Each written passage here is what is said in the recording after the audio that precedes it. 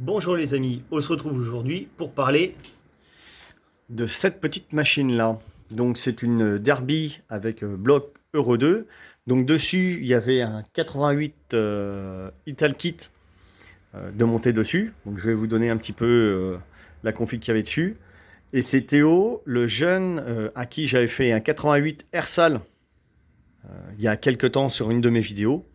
Donc si vous vous en souvenez, je vous invite à retourner voir. Et pour ceux qui ne savent pas, bah, je les invite à retourner voir aussi. Donc voilà, il avait roulé avec sa machine en 88 Ersal. Il s'est fait plaisir un petit moment. Il l'a revendu et il a racheté cette machine-là. Donc voilà, et donc dessus, il y a révision cycle à faire, révision moteur, prépa, enfin bon, une grosse révision moteur à faire, donc les joints à changer, l'allumage à recaler, enfin plein de trucs à contrôler. Il voulait une prépa sur le cylindre qui est sur l'établi qui est là-bas, donc je vais vous montrer ça après. Donc voilà, il y avait déjà une prépa qui avait été faite dedans. Donc dessus, la config c'est Vilo course 44.9 Bidalo. Je ne sais pas si vous allez le voir. Si, voilà, un petit peu. Donc les carters ont déjà été préparés, hein, c'est pas moi qui ai fait ça.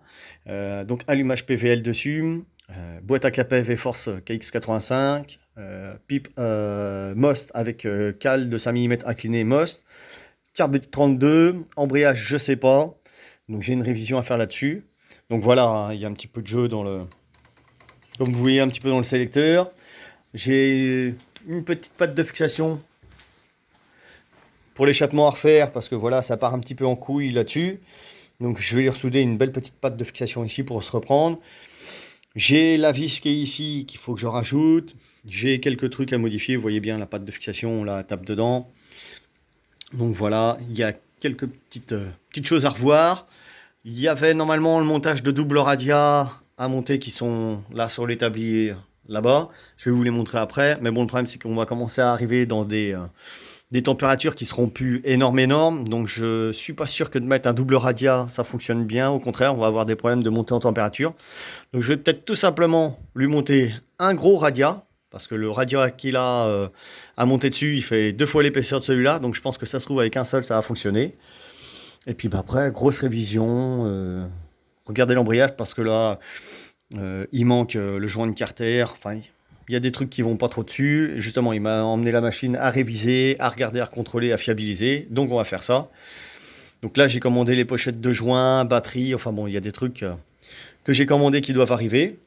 Donc là, voilà, ça c'est les deux radiateurs qu'il voulait que je monte dessus. Mais bon, c'est pareil, voilà, c'est ce que je disais, hein. Là, si je monte les deux, ça va plus assez monter en température. Donc je pense que je vais en monter qu'un. Un seul va largement suffire quand on voit l'épaisseur qu'il fait. Ça devrait être pas mal. Et puis donc ça c'est le cylindre. Alors ça sera un autre projet de restauration d'origine à Matisse. Et ça voilà le cylindre. Donc je l'ai nettoyé. Alors j'ai déjà eu un petit peu de, enfin c'est pas de la prépa mais alignement transfert parce que je pense que c'est devait être un cylindre Bidalo qui devait être monté dessus. Et forcément bah, pour que ça corresponde au Italkit, le gars qui a monté ça, il a dû aligner un petit peu tout ça. Donc moi dedans j'ai commencé par contre à modifier un peu les diagrammes, tout ça.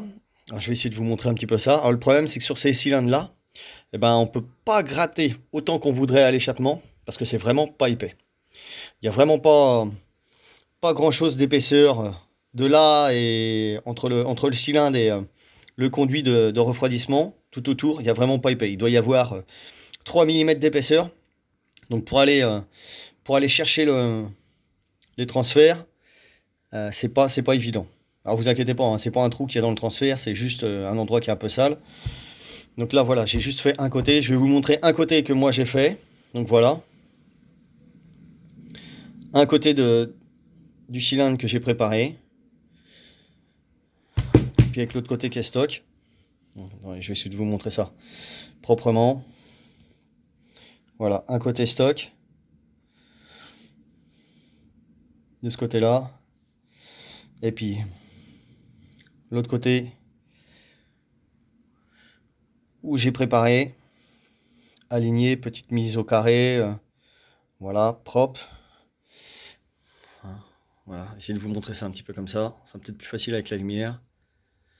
Donc voilà, parce que le problème c'est que côté échappement, on peut pas aller chercher autant qu'on voudrait. Je sais pas si je vais réussir à vous montrer ça, mais il y a vraiment pas épais du tout. C'est vraiment, ouais, c'est très fin. Ouais, voilà. Il y a vraiment pas beaucoup d'épaisseur. Donc, faut y aller mollo.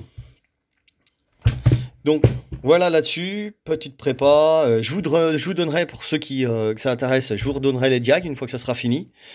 Les diags que j'ai mis. Donc après, il me reste aussi hein, le petit badge ici à modifier. Enfin, 2-3 petits trucs, je vous montrerai ça quand ça sera fini. Mais bon, voilà. Donc dessus, il y a ça, il y a le joint que j'ai commandé. Hein, donc voilà, déjà, oui, celui-là, je peux l'enlever. Parce que je crois que ça fait déjà un moment qu'il est dessus. Enfin bon, l'allumage que j'aurai recalé, parce que j'avais regardé, mais il n'était pas calé top. Enfin bon, il y a un petit peu de conneries à faire dessus. Donc voilà, un petit peu ce qu'il y a à faire dessus. Donc réglage carburation, allumage, prépa, et puis échappement. Alors je pense que celui-là, l'échappement il doit pas être très gros. Je pense que ça doit être le... Enfin chez BRK, le problème c'est que on sait jamais si c'est les 80-90 ou les 70-80 parce qu'ils se ressemblent. Ça fait un moment que j'en ai pas revu. On dirait un 70-80 mais pas sûr. Si jamais il y en a aux commentaires qui me disent si c'est le Big Bore ou qui se ressemble un peu, mais il me paraît pas très gros. Moi, je dirais un 70-80. Faudrait que je regarde. Donc voilà.